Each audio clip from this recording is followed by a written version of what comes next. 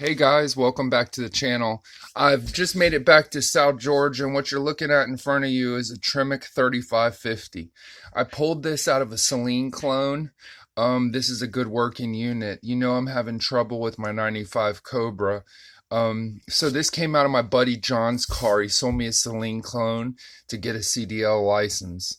You know how that works. Sometimes people get cash and they never come through.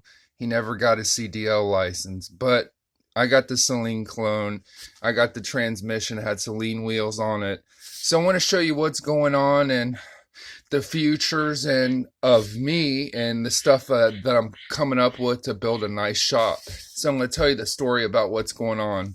Well, a few days ago, I went and bought a transmission from a gentleman, and I bought a T5 for a 94, 95 Mustang.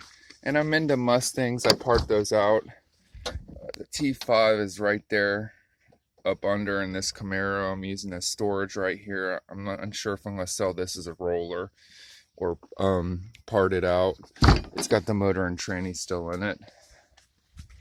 But anyway, I go to buy the T5 and the guy says, "Hey, I got a 95 GT in the backyard I'll give you for a deal." So I go and look at it. It's a nitrous car. It has an 8.8. It has a stud cover, trick flow cover. The guy says 373 gears. It was nitrous. I assume the motor's crap, blown up. The hood's off of it, but the rear end and the front 5-lug conversion look good. You know what I mean? So I told him, "Yeah, I'll take the car, man." So I give him a deposit on the car. I go back and look at the transmission.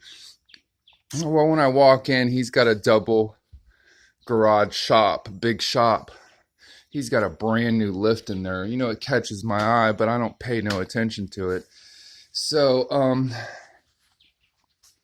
I look at the transmission, and actually I pay him for the transmission. And I come back 15 minutes later and I realized I had more money, and I gave him money for the car in the backyard. Well, he says, "Dude, me and my wife split and the lift is brand new and I'm selling it." I said, "Really?" So he's got a brand new lift. I mean, brand new, just installed in there.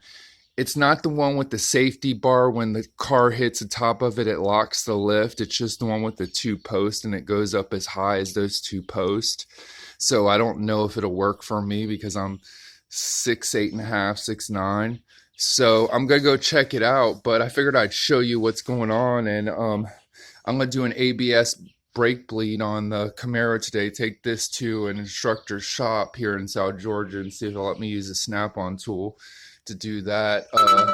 The transmission for the Cobra's right there in the trailer. I'm going to pressure wash, clean that, and get the fluid, get everything together, and get prepared to do the swap on that. This one, I got the motor and transmission ready to come out. Nothing's wrong with the motor, nothing's wrong with the transmission. I'm going to pull that out. I'm going to put new rings in that. I'm unsure if I'm going to keep this motor. Is going to go back in there, or an R block, R302, or my SVO R351/408. The 302R is a 347, and the 351 is a 408. So the 408 is a forced induction build with dish pistons. The 347 will be a flat top build.